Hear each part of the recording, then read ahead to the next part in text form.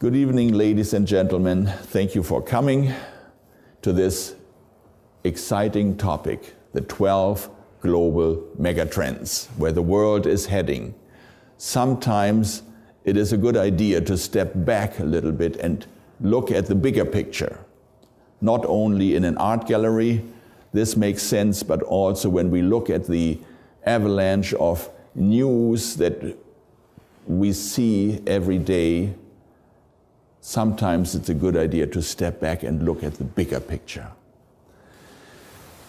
I thought I should pick out the most important global trends. When you look at the internet and you research this subject, I first wanted to do 10 global megatrends, because 10 is such a nice and round number. I realized there are 12. Everybody has his own list of megatrends. But when I look at all of these different listings, I found that there are 12 megatrends that most people seem to agree on. It's interesting to see that they are really global. They are not only in America or in Europe, or in South America, or in China. They are really global. We have become a global village. We know pretty much what's going on everywhere around the world. Of course, depending a little bit on the news stations that you favor. I understand there are some news stations that bring mostly crime and violence from your neighborhood, but I'm talking about the more serious news stations.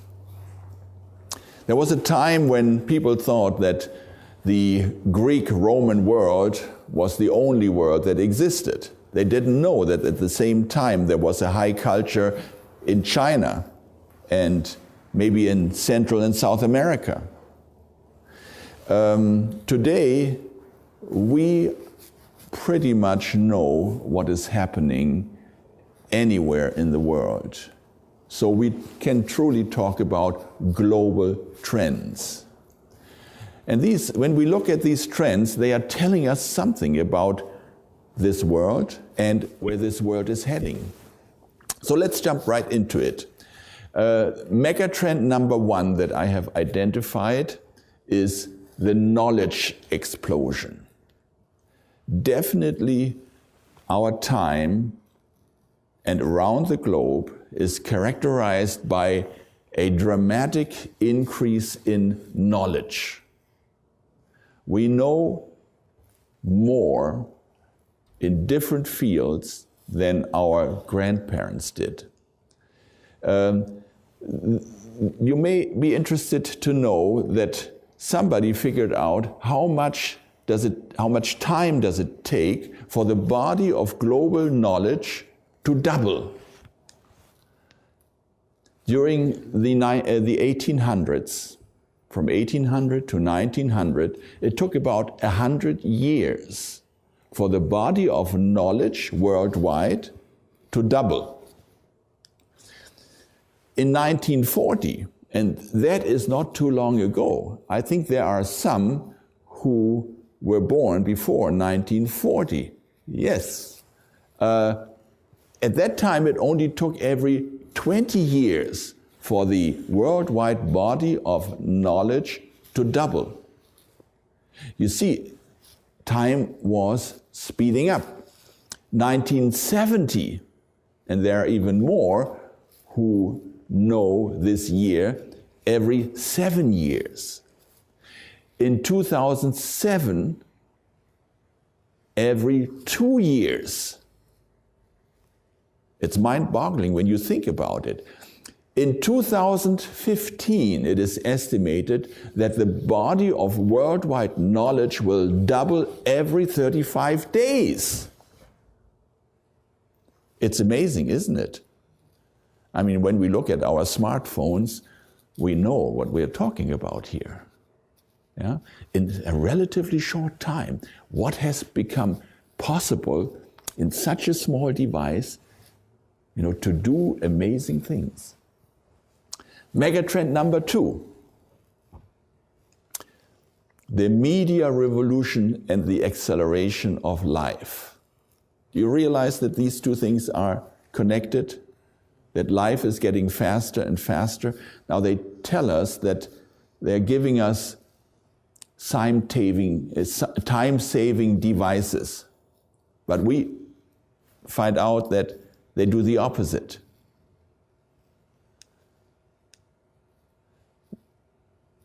Well, this is still, for some people, medieval technology, a cell phone.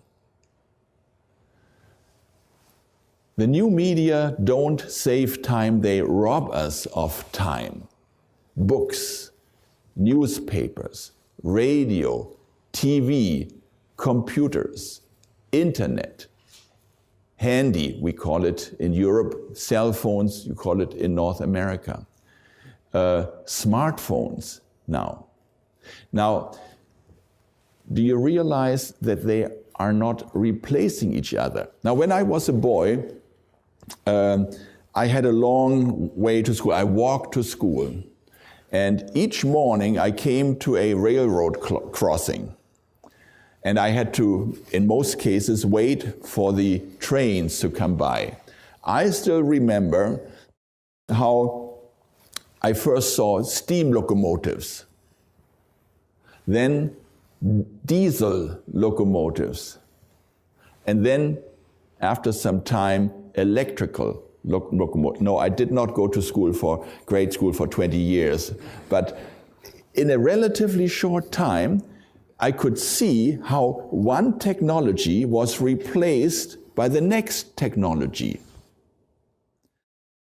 But when it comes to media, did you notice that they do not replace each other, they come on top of each other, like an American Subway sandwich, that you can hardly get a hold of, when you want to bite into it. It's getting more and more and more. We still have books, we still have newspapers, radio, television, computers, internet, cell phones, smartphones. They all come on top of each other. Have you ever thought about that? Instead of replacing each other, they accumulate. What is the consequence of that? A loss of ability to think and reflect. Have you thought about that? We do not have enough time anymore to sit down and think. Think about what? Our lives, our future, the direction that our life is taking, about God, about salvation, about our neighbor. All these things, we have no time for them. Megatrend number 3, consumerism. You know what consumerism is? Well, we all know, most of us live in the country of plenty. Consumerism is a term describing the idea that happiness and meaning and contentment and acceptance comes from acquiring, using, and possessing material goods. You know anybody like that? Do they have Best Buys in Canada? I know there are lots of them in the States, and I know how I feel when I walk into one of them. I get shiny eyes and say, wow, I think I need this. I need this big TV screen here. I need this new lens for my camera. I need this and that and the other thing. And well, why do we feel that way? Because I think we are infected by this trend, consumerism. We feel that if we would only have this, the latest car, a better home, this dress, this electronic device, wow, then we will be happy. Many people think that way. That is a global trend. People of China are getting there really fast. And here's a nice quotation I found. In 2006, people consumed $30.5 trillion worth of goods and services, up 28% from just 10 years earlier. Can you imagine? That's really going up. It's a trend. It's not just a status. This rise in consumption has resulted in a dramatic increase in resource extraction. They're using up the resources. The world digs up the equivalent of 112 Empire State Buildings worth of materials each day. Each day. With a typical American consuming an average of 88 kilograms of stuff daily, more than most Americans weigh. If the whole world lived like this, the Earth could sustain only 1.4 billion people, or just a fifth of the current population. Think about that. If they all around the globe lived like we are living today in the Western world, North America and Western Europe, the world could not supply enough resources. Today, 1.7 billion people belong to the consumer class. We are all members of the consumer class. This class can be identified by eating a diet of highly processed, denaturalized food, a desire for ever bigger homes, more and bigger cars, a higher debt load, and a lifestyle which is dedicated to the accumulation of unnecessary goods. This unprecedented appetite for consumption undermines the natural systems on which all of us depend. It makes it even more difficult for the poor of this world to satisfy their basic needs like water, natural resources, and the ecosystem. Most environmental problems of today are related to consumerism. In the near future, 37% of all species can become extinct by climate change, which is related directly to consumption. Interesting when you think about that. You know, at this point, we are a small, privileged group of people who are consuming like there's no tomorrow. But if the rest of the world is doing the same, we are heading for disaster. And as nice as it is that poor Chinese people come up economically, well, it will become a problem for the rest of the world. I'm not saying that they shouldn't, but it is a challenge for the global economy. Megatrend number 4, the breakdown of the family. Is that a global trend? Definitely. The family is a very important element of society. And with the breakdown of the family, we are facing several problems. 1/3 of all marriages end up in divorce in the Western world. In the Western world, less and less people get married to begin with. It's interesting to look at the statistics.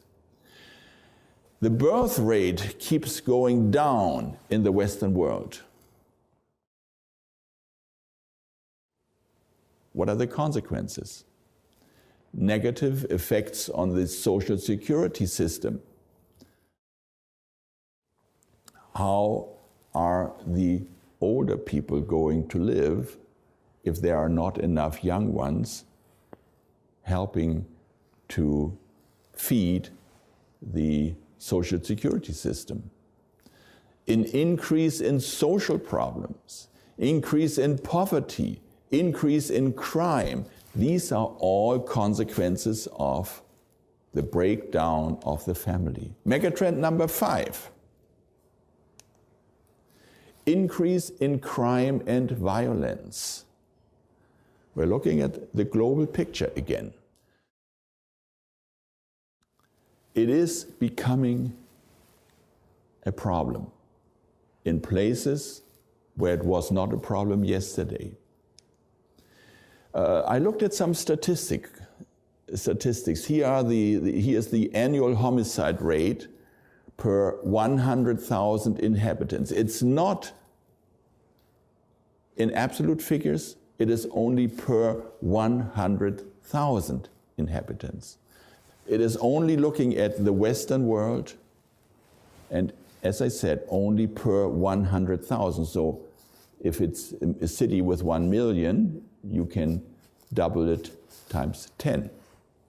Washington, D.C., 69 homicides, murders, per 100,000. Detroit, I lived there for 10 years, 42. Detroit has about 1 million people living there, so you take that times 10, so a little over 400 homicides per year in one city. In this ranking, number 3 is Baltimore, 38, Philadelphia, Dallas, Memphis, Los Angeles, Chicago, Phoenix, Moscow. Okay, you see that's the first non-American city down there, Moscow. Then comes Houston, Columbus, Milwaukee, New York City, Helsinki, that's the second European city. I know that Johannesburg should be in here. It should be right up where Washington, D.C. is.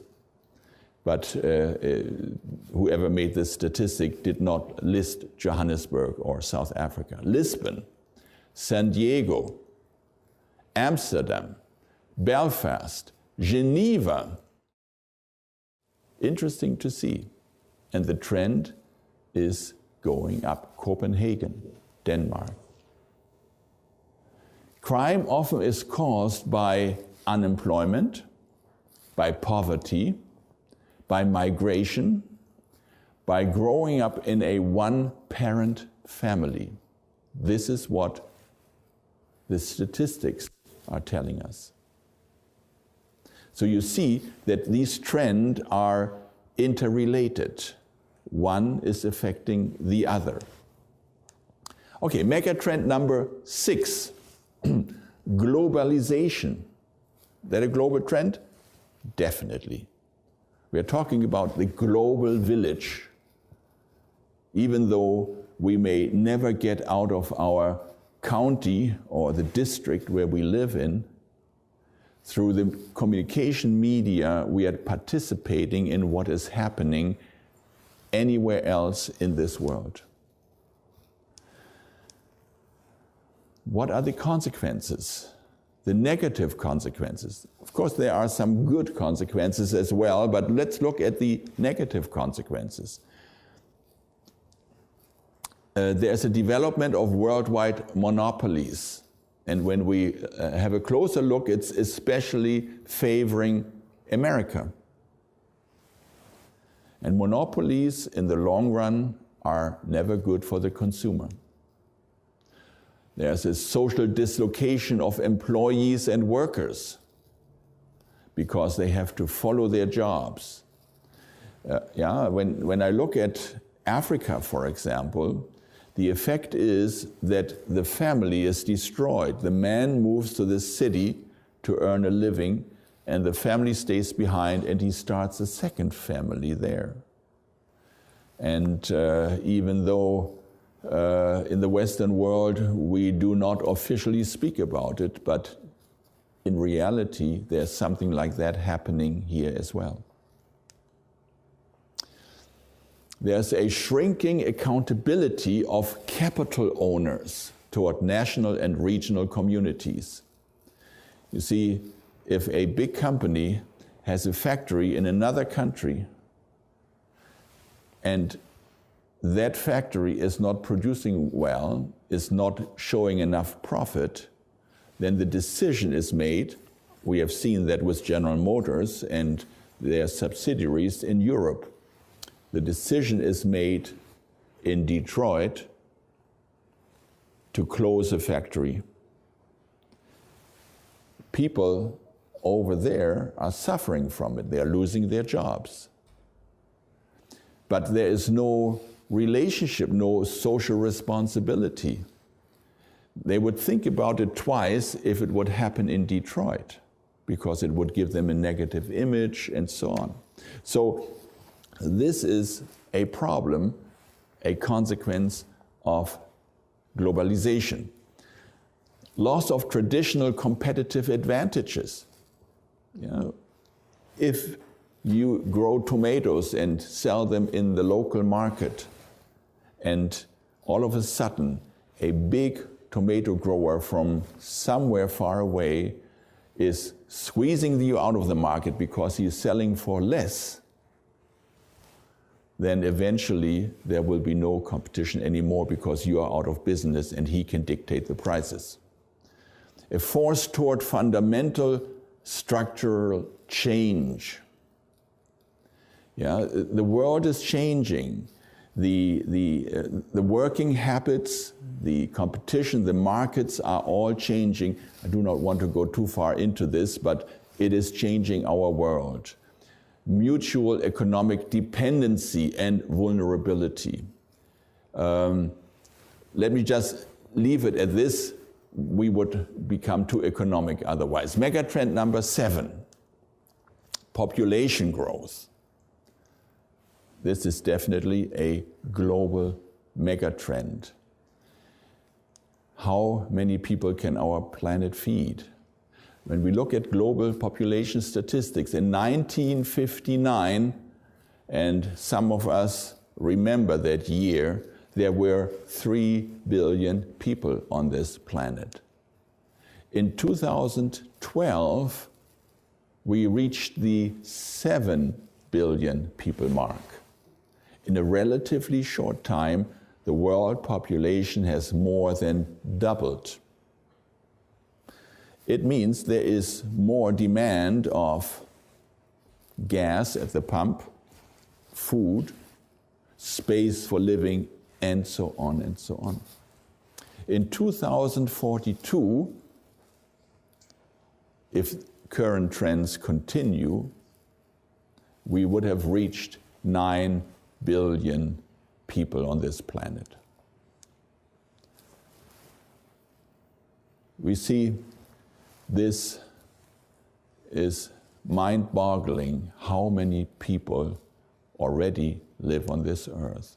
At current rates of consumption and environmental pollution, even today, the world population cannot be fed. Today, 1/3 of the world population is well-fed, 1/3 is undernourished, and 1/3 is starving. I mean, when we live in a land of plenty, we do not see too much of that. But when we look at the global picture, this is scary. Okay, megatrend number 8. Environmental disasters. This is a megatrend.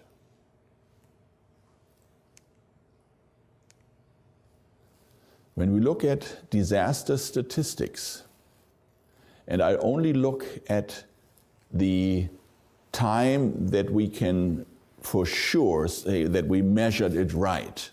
In 1975, we had less than 100 major disasters. In 2005, there were more than 400 major disasters. In 2006, approximately 7. And I do not have the latest figures, but we know it's going up. There's an increase not only in numbers, but also in magnitude. I know the largest insurance company in the world is Munich Re. The second one is Swiss Re, and the third one is Hannover Re. They are the big insurance companies that insure the insurance companies. So if there is a major disaster in a country, a tsunami, an earthquake, or hurricanes, whatever it may be, then the insurance companies pay out money, but they then turn to the reinsurance companies. And I read an interesting report by Munich Re, the largest insurance company in the world, the insurer of insurance companies. In 2012, at the middle of the year, they said, this will be the worst year we have ever seen. Already after 6 months, we can say it is worse than what an entire year has ever shown in the past. So these are people that are just looking at numbers. They are not looking at, a prophetic picture of what might be. It's interesting to see. So if I were you, I would not invest my money into insurance stock. There's no reason to believe that we can control a planet which suddenly has become unstable and unpredictable. Megatrend number 9. Increase in diseases, epidemics, and pandemics. Are you familiar with those words?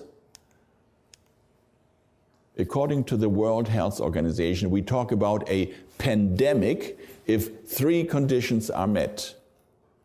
And you can see how a globalization of this planet is making it easier for certain diseases to spread. Number 1, the rise of a disease which is new to the population, which we do not have antibodies against, which there are no vaccines against. The causative agent infects people and causes a serious disease. And 3, the causative agent, whatever caused this disease, spreads easily among humans and is persistent. And when you look at, I travel a lot, and when you travel around the world and you spend time at airports, many of you probably know what I'm talking about. You can see how people move from one part of the world to another part of the world, and if one person is carrying an infectious disease, it is so easy to take it to another part of the world. And if there is nothing we can do about this disease, it can spread easily and very fast. Megatrend number 10. Increase in migration. Have we seen that as a global trend? Definitely is a trend. I have some migration statistics here. In 1972, a time that many of us still remember, 80 million people lived outside their countries of birth. I know compared to Europe, the United States and Canada will have higher figures here compared to some of the other countries, but Europe is catching up really fast. In 2002, this number increased to 185 million. So that's more than doubled in this period of 30 years. What is it in 2010? That's the latest figure I could find. 214 million people live out their countries of birth.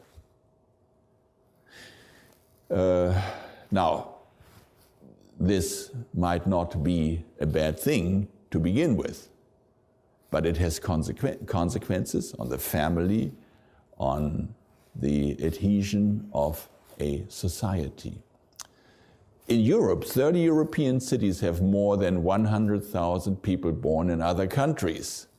Probably in North America, this number would even be higher. More than 10% of the population of these cities were born in other countries. Somebody said in Vancouver, this number is, what, 46%? Yeah, so these numbers are high.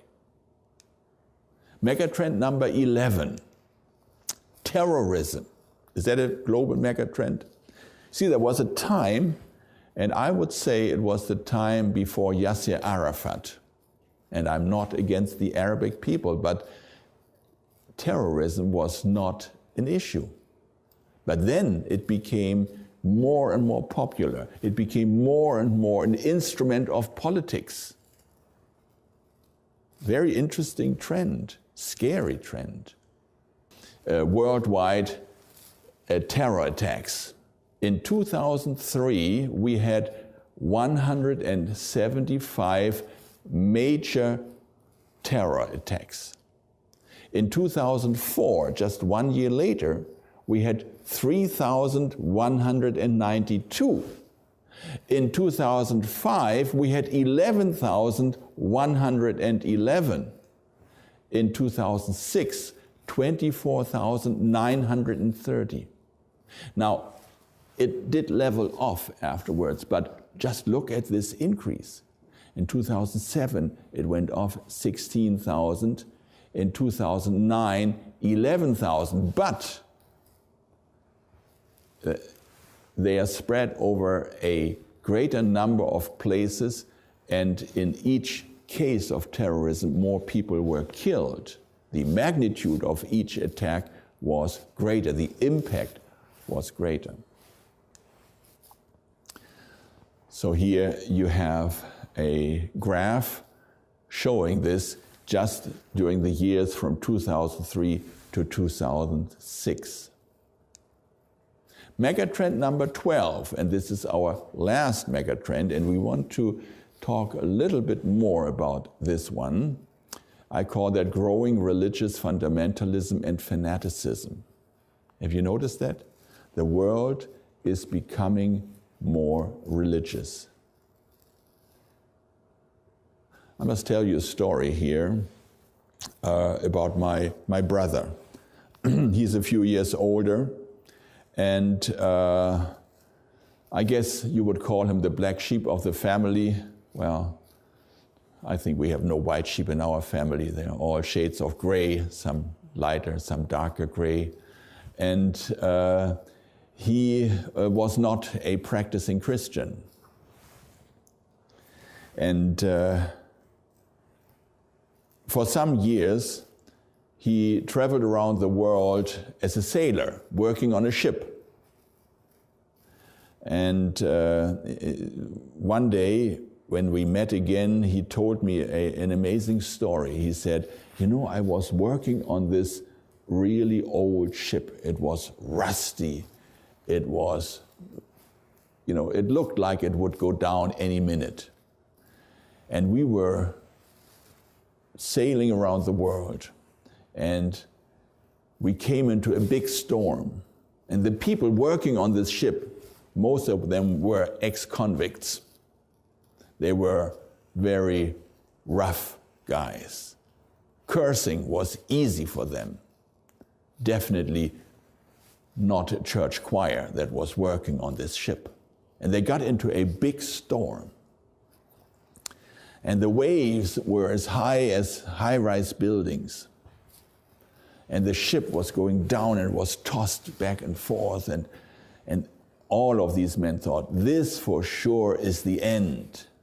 And he said the most surprising thing happened. All of these men started praying. All of these rough sailors were praying, asking God to save their lives. Isn't that interesting?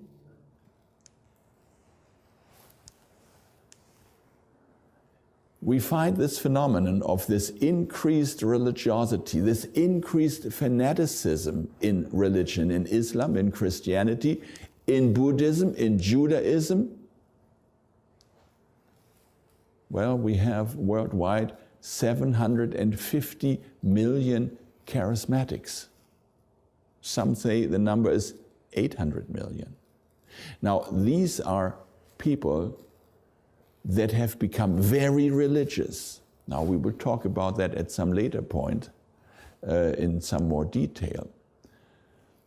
The majority of these charismatics are fundamentalists, and we will have to talk about the phenomenon of fundamentalism. What is it, and how should we evaluate that? Is it dangerous or not? What are the consequences of these global megatrends? When we look at the total picture, when we look at the 12 global megatrends that we have discussed briefly, what is the cause for the global increase in religiosity, for example? Why are becoming people more religious? Well, I told you this story of my brother. It is fear. It is uncertainty. It is because the lives of people are shaken up and they don't know what the future holds. And so that is why people turn to religion. Questions. Number one, does history repeat itself in ever-recurring cycles, or are we heading for some catastrophic climax? When we look at the global megatrends, they are trends. They are not just great phenomena, they are trends. That means they are moving from one direction in a certain other direction. And when we look at all of these trends, they seem to signal something that is not good. They seem to signal that we are heading for some kind of catastrophic climax. So there are some people today who say, oh, you know, there's nothing new under the sun. History is repeating itself over and over again. And there are others who are saying, no, look at these global megatrends. History is heading for some climax, for something new, and it's not good what's coming. Now, I don't want to scare anyone, but we have to be realistic about it, and we have to look at this picture. Does mankind have sufficient self-healing powers to save themselves? The optimists say, yes, there were crises before, there were problems before, but somehow mankind was smart enough, ingenious enough, resourceful enough to somehow find a way of adapting to the new challenges, of solving the problems of this world. So this is my question. Does mankind have sufficient self-healing powers to save themselves? And another question, can we know the answers to the big questions of life in advance? Or do we have to find them out by ourselves, painfully? That's a good question, isn't it? Is it possible to have any foreknowledge, any knowledge of the future? Do we know in any way what is coming? Because if we know what's coming, we know how to prepare for it, right? If we know that a bridge is, collapsing in half a minute, we will not drive on it, right? This is basic common sense.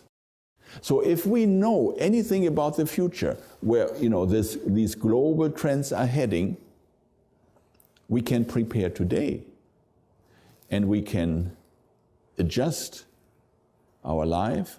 We can make decisions, intelligent decisions, and avoid disaster for ourselves. Another question. Well, no, not a question. I think you have all heard of futurology. Have you heard of futurologists? A futurologist is a person, it's a semi-scientific discipline. It is utilizing a number of sciences and a database of a number of things to then formulate the expectation of the future. Futurology can extend trend lines of the past into the future and then add maybe some additional reasonable factors. Okay, example, if we know that the world population has grown from X to Y over the past 30 years, then we can just extend this trend line and say, okay, over the next 30 years, world population will probably grow to this number. Yeah? Or if the pollution rate or the global warming rate or whatever it may be has developed from here to there over a period of 10 years, 20 years, 30 years, 100 years, whatever, then it is reasonable to extend this line into the future and say, okay, in the year X, we will have reached this level. This is what futurology can do. But they are not prepared for surprises. There are many things, like the collapse of the Soviet Union. Nobody had that on his radar screen. The reunification of Germany, nobody had that on his radar screen. And there are phenomena, you know, the destruction of the World Trade Towers in New York, nobody could expect that. No trend line was indicating that. No futurologist could have predicted that. So, if we can predict a trend, if we can look at a development, a trend in the past, it will be easier to look into the future and pick any date and say, okay, then probably in this year, this number will have been reached. Where will we stand in 30 years if we extend the trend line of the last 30 years? We talked about these 12 megatrends. If we extend all the statistical figures I threw at you, where will we be in 30 years? Okay, maybe it's helpful to look back. What happened during the last 30 years? Major events. Well, the Soviet Union disappeared. Interesting, just within the last 30 years. The United States grew in power because in the Cold War there was no counterpart anymore. Before, there were two powers that were looking at each other, eyeing each other. One is gone, the other one is left. Now, I read a report by the CIA. They say within the next 30 years, you know, the climax of US power has reached its peak. In the future, within the next 30 years, they say, there will be a number of equally powerful nations on this globe. And they mentioned China, of course, the United States and China, Brazil, and India, and Russia, and Europe. Well, is that the trend? Is that a correct expectation? We'll talk about that in some other presentation later on. Another trend that we have noticed, the influence of the papacy has increased.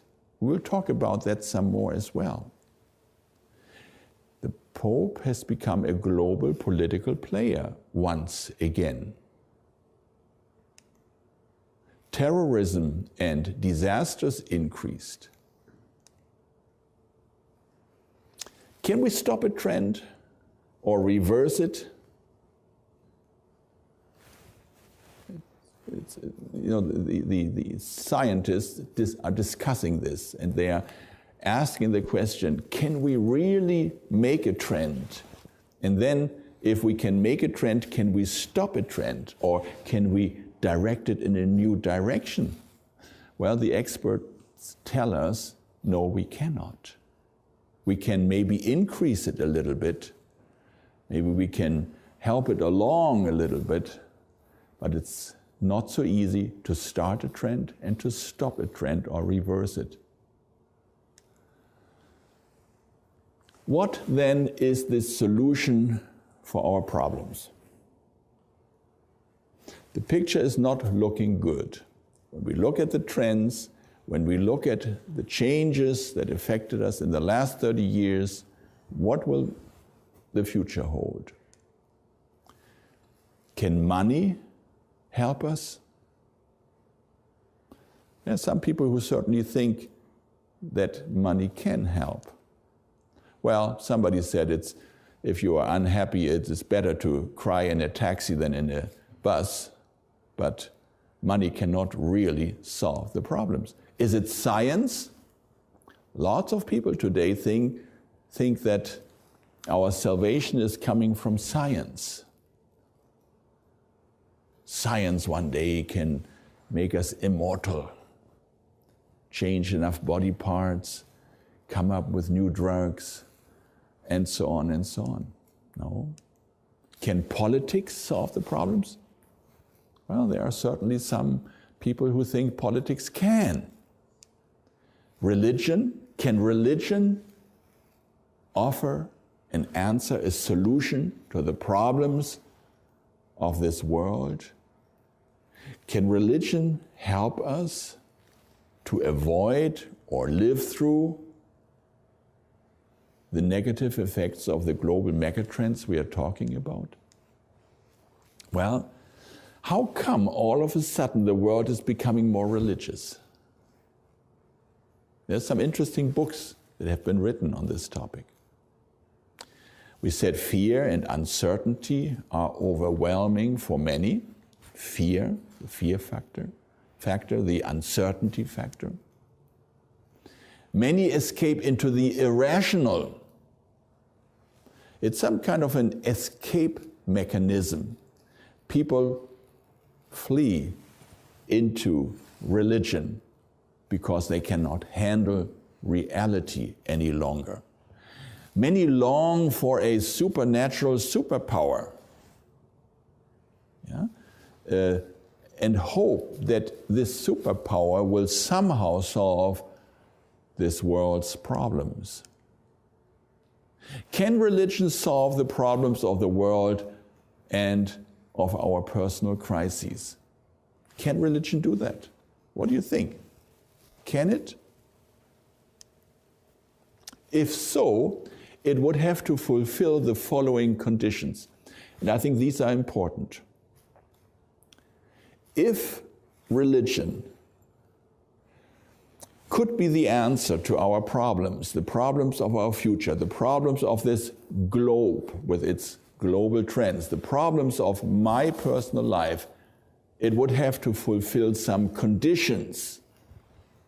And this is very rational and reasonable. It would have to present evidence for its truthfulness, right? I mean, it's amazing how many people, well, we mentioned the bridge. Many people, if they would know that a bridge is not safe and it will collapse soon, they will not drive over it, right? But when it comes to life, eternal life, so many people rely on some shaky ground, wishful thinking, fantasy, imagination, autosuggestion. You know what I'm talking about? They think, oh yeah, somehow this will help me to get eternal life.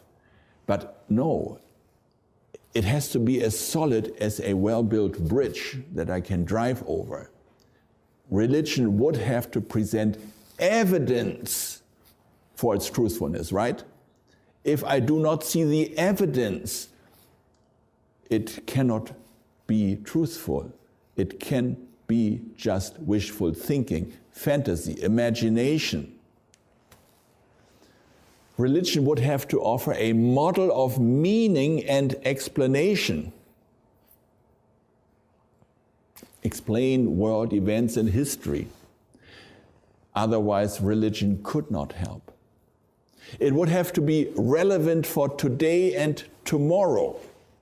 It would have to be practical, concrete, with principles for the satisfaction of personal needs, security, stability. If religion can do that, fine. But if it cannot, it's no solution to our problems. Religion would have to withstand the scrutiny of logics and critical thinking.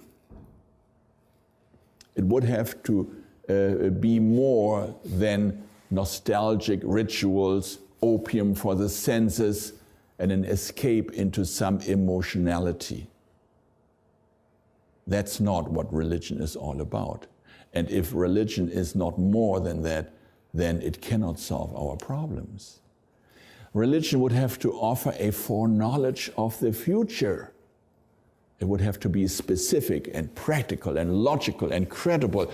Only then could religion be a solution for our crises. Now, if we check, many religions are not that way. Religion would have to offer an escape from any threat of perdition. It would have to be real, this escape, not just existing in our imagination. It would have to be 100% and with lasting consequences. It would have to be for good. This is the sobering news. No religion can do that.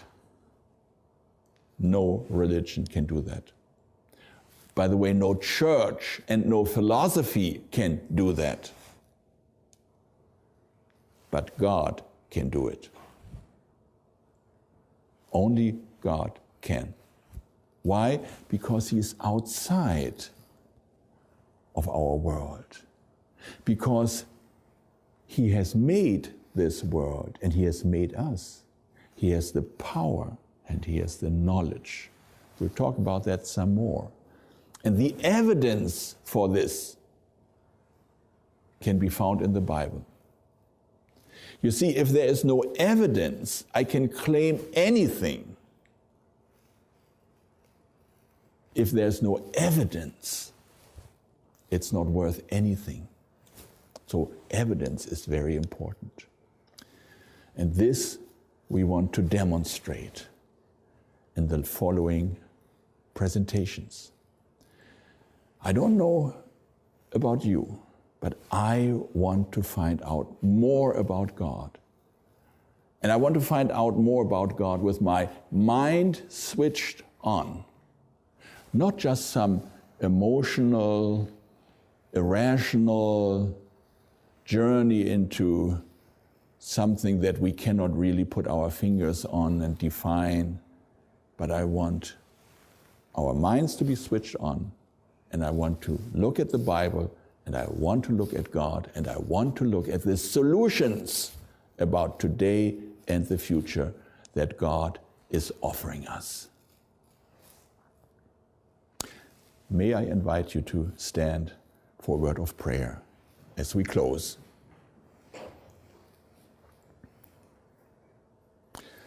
Our dear Heavenly Father, we thank you that you are not only a powerful God, but also a compassionate, a loving and kind God who revealed Himself in Jesus Christ and who revealed Himself in His Word, the Bible. Thank you that you have shown us a way out of the crises of this world. And as we study this subject and your Word in more detail, we ask for the Holy Spirit to help us with our understanding. For we pray in Jesus' name. Amen.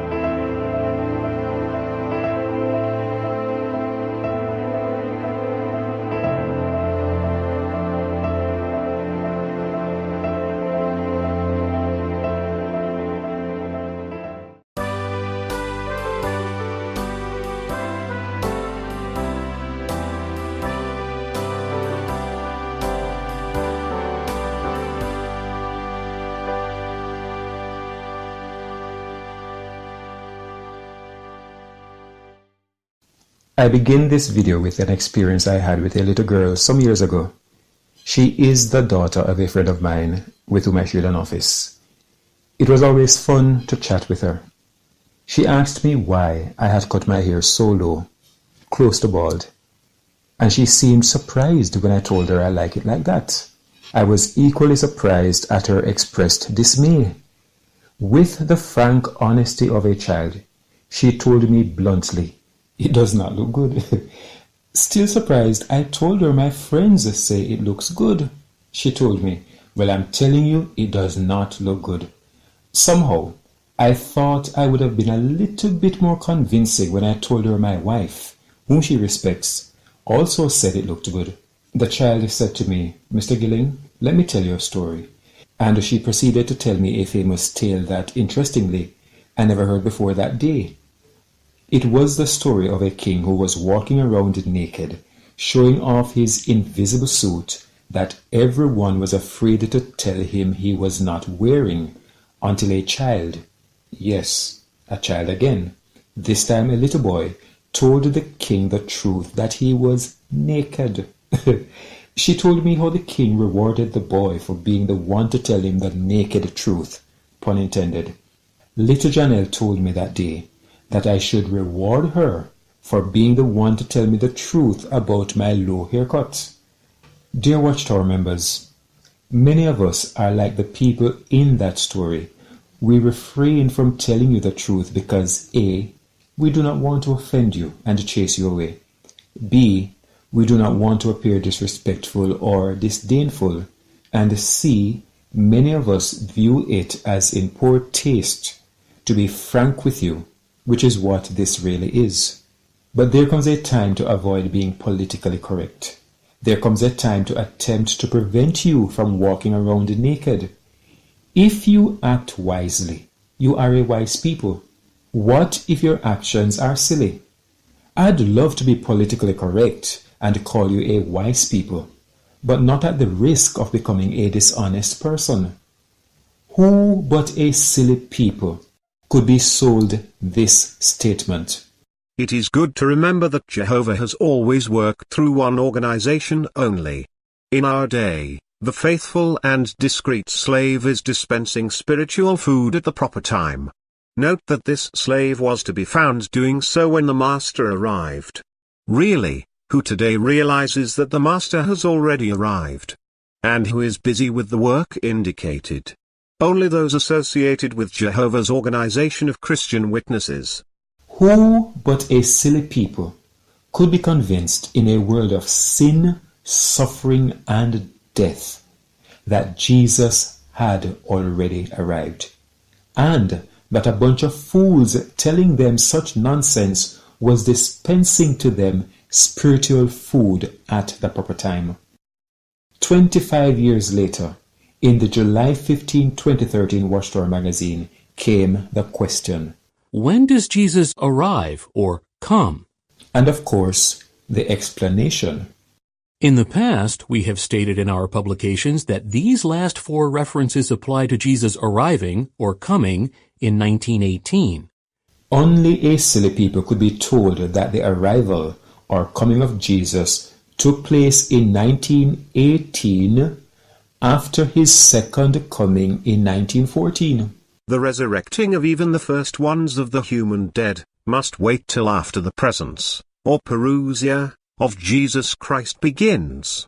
This official presence begins with his second coming, according to the sign that Jesus foretold, and also according to certain Bible time measurements. His invisible presence, or parousia, began in autumn of 1914 CE.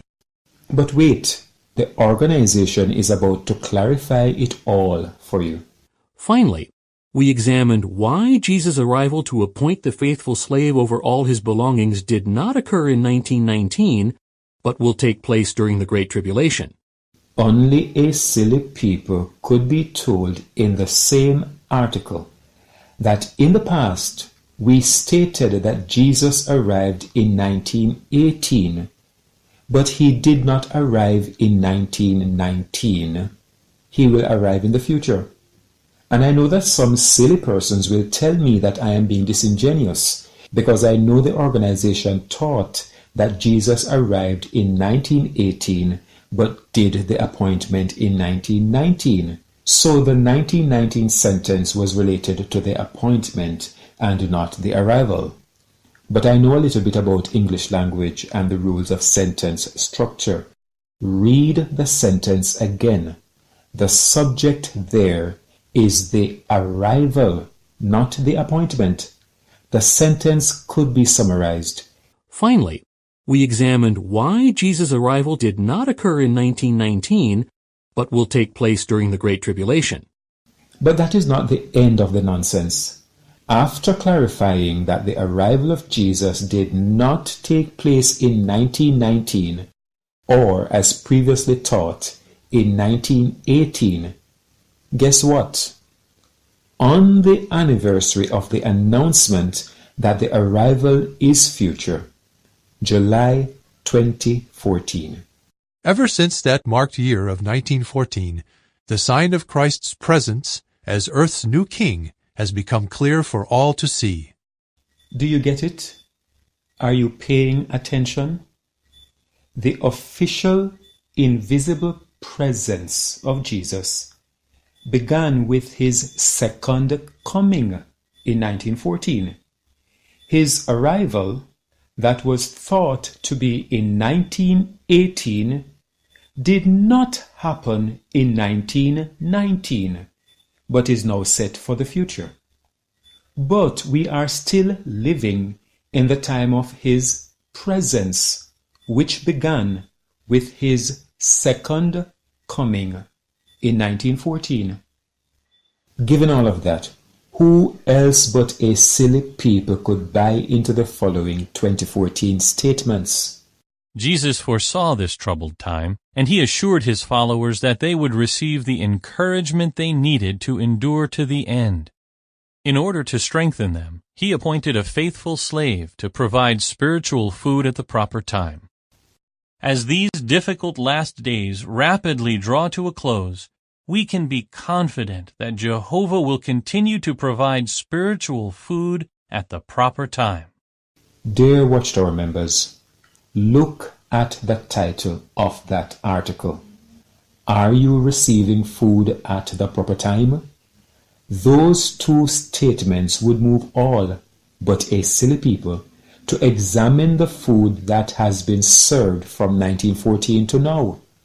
Watchtower members do not like people digging up their past, say up to 1975. I don't have to go back to 1874, 1888, 1914, 1915, 1918, 1919, 1925, 1941, 1942, or 1975. One only needs to put on his thinking cap and look at this 1988 statement. It is enough for crying out loud.